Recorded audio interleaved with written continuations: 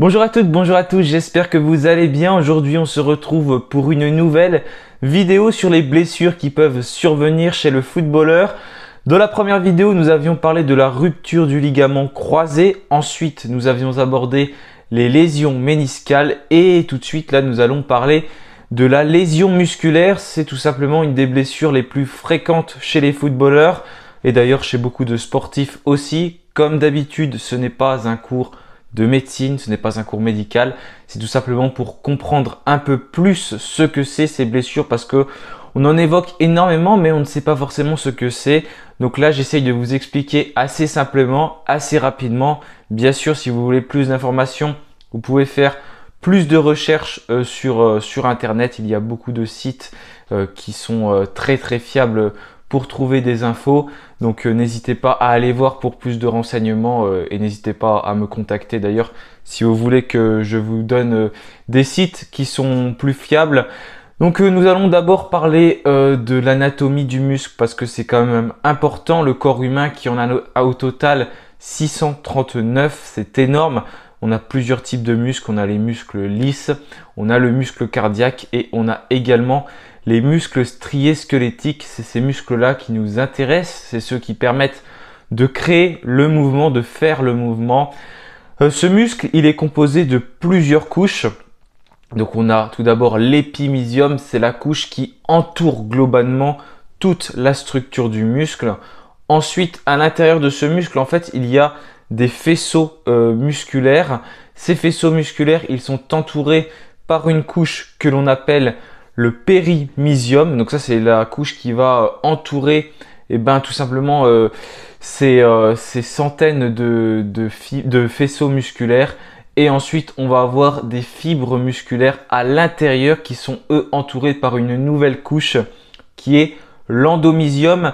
Et la contraction musculaire s'effectue dans ces fibres musculaires parce qu'à l'intérieur, on retrouve des sarcomères. Et ces sarcomères sont composés de myofibrilles qui sont de l'actine et de la myosine.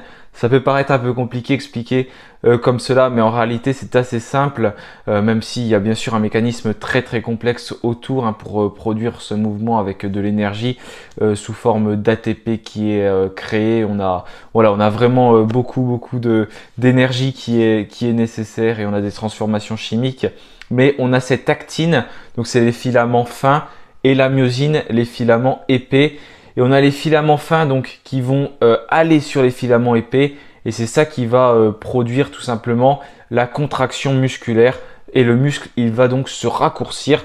On a une phase de raccourcissement avec la contraction musculaire et une phase d'étirement quand on est par exemple dans une phase excentrique ou alors lors de l'extension musculaire. Donc voilà, c'est tout simplement le fait que les filaments d'actine vont sur la myosine, ce qui produit donc une contraction musculaire. Donc voilà, globalement pour le fonctionnement du muscle, bien sûr, c'est beaucoup plus complexe. Comme d'habitude, j'ai fait un article pour Peuple Vert, donc n'hésitez pas à aller le voir. J'explique un peu plus de choses, mais vraiment, il faut se renseigner sur d'autres sites. J'en ai mis d'ailleurs un pour mieux comprendre l'anatomie du muscle sur mon article. Donc voilà, c'est un processus qui nécessite énormément d'énergie et il n'est pas rare qu'il se passe une lésion musculaire. Donc une lésion musculaire, vous en avez certainement tous déjà eu parce que c'est des choses qui peuvent être pas très graves ou des choses qui peuvent être graves. Dans les choses pas très graves, on retrouve notamment les courbatures. Beaucoup de personnes ont déjà eu des courbatures, que ce soit quand on est malade, au réveil ou alors tout simplement lorsque l'on a fait du sport, par exemple de la musculation et que l'on n'a pas l'habitude d'en faire. 24-48 heures après, on se retrouve avec des courbatures. On a mal, on a du mal à fléchir. C'est assez douloureux, mais en réalité, c'est un processus qui est assez normal parce que c'est tout simplement ces petites fibres musculaires qui vont avoir des micro-lésions et ce n'est pas grave du tout parce qu'en fait, pour se renforcer, il faut qu'il y ait des micro-lésions et ensuite, le muscle, il va tout simplement se renforcer, améliorer ces fibres musculaires. C'est pareil, c'est assez complexe, mais petit à petit, voilà, c'est en cassant les fibres musculaires et en les reconstituant que le muscle va devenir plus fort. Quand ces problèmes musculaires, quand ces difficultés, ces sensations douloureuses, voilà, musculaires ont disparu, c'est tout simplement que la courbature, elle est passée. Ça peut mettre un temps plus ou moins long. Quand on fait des exercices concentriques, c'est moins long que quand on fait des exercices excentriques, parce que dans des exercices excentriques, le muscle est plus sollicité et ça on peut le faire avec des charges assez lourdes et ça permet tout simplement d'avoir de soulever une charge plus lourde. Donc c'est très utilisé dans des d'ailleurs vous le verrez dans ce protocole de lésion musculaire pour retrouver de la force. On peut miser beaucoup là-dessus parce qu'on peine moins et en plus on soulève des charges plus lourdes. Et d'ailleurs pour la petite anecdote, quand vous avez mal, quand vous descendez par exemple une pente, on trouve que c'est très très difficile parce que tout simplement la phase excentrique est vraiment très très sollicitée et puis ça chauffe notamment au niveau des ischio-jambiers parce qu'on se retrouve avec une extension du genou lorsque l'on descend et on essaye de résister. Et pareil donc au niveau des quadriceps. Voilà, c'était juste pour la petite anecdote. Et donc au niveau de cette lésion musculaire qui peut être plus ou moins grave, il y a plusieurs stades comme je vous l'ai dit. Il y a donc d'abord cette phase de courbature. Donc c'est tout simplement la classification de durée et Rodino que je vous donne. Donc on a la courbature qui est la moins grave. On a la contracture, donc là c'est une atteinte irréversible de la fibre musculaire.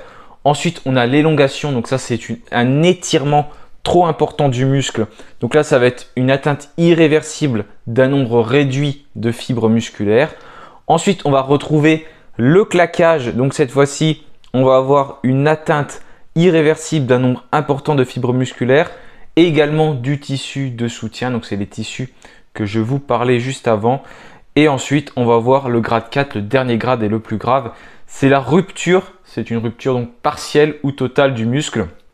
Donc bien sûr, suivant le stade, suivant le grade, la rééducation va être assez différente puisque tout simplement le muscle va être beaucoup plus touché si on souffre d'un claquage que si on souffre d'une courbature ou d'ailleurs il n'y aura pas de rééducation. Il y a une chirurgie qui peut être nécessaire, mais cette chirurgie vraiment on la fait en dernier recours s'il y a un hématome, un œdème trop important ou alors si tout simplement le tendon est touché, mais là vraiment c'est dans des cas très très très graves et là c'est vraiment plusieurs mois de récupération alors que dans le cas de lésions musculaires, environ en 2 mois, on peut réparer. D'ailleurs, les joueurs qui sont les plus touchés, ils reviennent au maximum au bout de 2 mois. Et là, du coup, les phases sont différentes, mais on applique globalement le même protocole. Donc tout d'abord, dans les 48 premières heures, pour éviter des complications, c'est comme lors de la rupture du ligament croisé ou lors de la lésion méniscale. On a quelque chose qui est mis en place très rapidement, avec du froid, avec une élévation, également avec une compression. Voilà, on essaye vraiment de mettre le plus possible le muscle au repos. C'est vraiment ce qui est recherché lors de ces protocoles pour faciliter au mieux tout simplement la cicatrisation, le rétablissement du muscle. Donc pour repérer quel est le grade des blessures, on utilise des examens médicaux. Ce n'est pas le cas bien sûr dans le cas des courbatures. On utilise des échographies en premier lieu et après on peut voir encore mieux avec une IRM qui peut donc être utilisée dans ces cas-là. Donc la phase de rééducation, elle est plus ou moins longue comme je vous l'ai indiqué. On va utiliser des exercices différents. On peut faire des exercices de cryothérapie donc avec du froid, de balnéothérapie parce qu'on sait que la rééducation dans l'eau est vraiment très très bonne parce que tout simplement dans l'eau on a beaucoup moins de poids de corps à soulever, l'eau nous aide, donc ça c'est une très très bonne chose. Et on peut également utiliser de l'électrostimulation et deux autres exercices également comme une machine que l'on appelle le Biodex et qui est très très bien pour réaliser des exercices pour faire notamment du concentrique mais surtout de l'excentrique.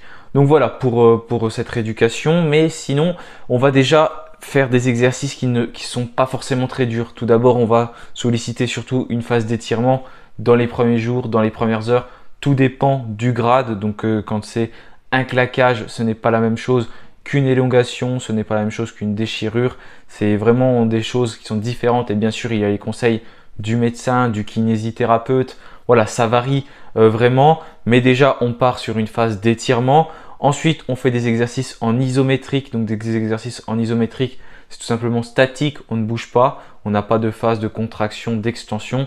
Ça c'est quelque chose qui arrive ensuite avec du concentrique et de l'excentrique, ce que je vous parlais tout à l'heure et qui est très bien pour progresser car on peut soulever des charges plus lourdes avec moins d'efforts et c'est super pour récupérer, mais par contre ça fait beaucoup plus de courbatures derrière.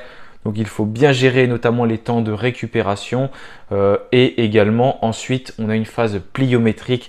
Donc c'est des exercices qui sont beaucoup plus dynamiques avec une phase de flexion et d'extension réalisée d'un coup. Donc ça c'est vraiment, on sollicite vraiment l'élasticité du muscle.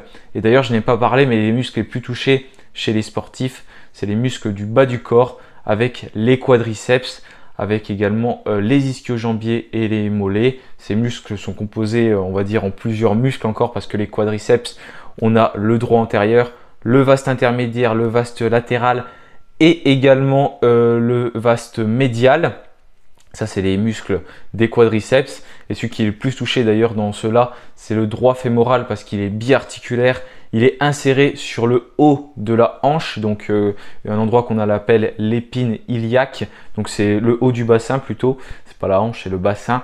Et ensuite également sur le genou, donc vous savez sur la rotule, au niveau du tendon rotulien. Du coup, on peut faire des mouvements de flexion de hanche et également d'extension du genou. Ce qui fait bien sûr qu'il est beaucoup sollicité. Et ça, c'est surtout quand on fait du foot, lors de la phase de shoot notamment, qu'il est vraiment sollicité.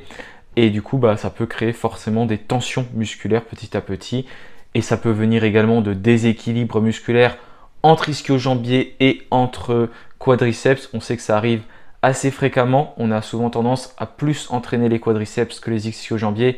Et sur une course, ça peut claquer et ça peut faire très très mal lorsque le genou est en phase d'extension. Tout simplement, les ischio-jambiers sont sollicités dans la phase excentrique et par conséquent, forcément, ça peut claquer si le quadriceps est beaucoup plus fort. Donc ça peut être une blessure chez les footballeurs. Voilà, c'est aussi un mauvais échauffement. Ça peut emmener à ce type de blessure, donc qui peut venir de beaucoup de choses. Souvent, c'est des blessures qu'on se fait tout seul. Donc, comme je vous l'ai dit, lors d'un shoot, lors d'un tacle, lors d'une course, lors d'un saut.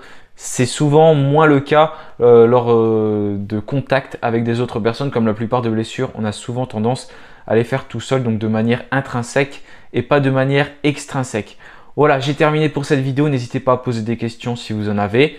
Est-ce que vous avez déjà eu ce type de blessure? Bon, vous avez certainement déjà eu des courbatures comme je vous l'ai indiqué, mais il y a des phases beaucoup plus graves comme notamment la rupture totale du muscle parce que ça c'est des phases qui sont difficiles, la rééducation est longue et on peut même avoir recours à une chirurgie et là pour revenir c'est difficile. Donc voilà, une vidéo pour comprendre un peu plus ce que c'est tout simplement une lésion musculaire. N'hésitez pas à me donner une prochaine blessure qui survient sur le footballeur et je m'en chargerai. Je ferai une vidéo très prochainement là-dessus. On fera des vidéos cette semaine sur l'actualité parce que la reprise, elle est là pour les Verts qui vont tout simplement retrouver l'entraînement ce lundi. On a eu un départ d'officialisé avec Jimmy Giraudon qui a résilié son contrat avec Saint-Etienne. On a également un jeune joueur qui a signé professionnel, Karim Cissé, et vous verrez, il y aura d'autres nouvelles qui vont arriver. D'ailleurs, il y a peut-être une autre signature professionnelle qui arrive au moment où est sortie cette vidéo parce que ça ne devrait vraiment pas tarder. Voilà, moi je vous souhaite à tous tout simplement un bon dimanche, une bonne semaine. On se retrouve très bientôt pour une nouvelle vidéo actualité et bien sûr, allez les Verts. Salut à tous.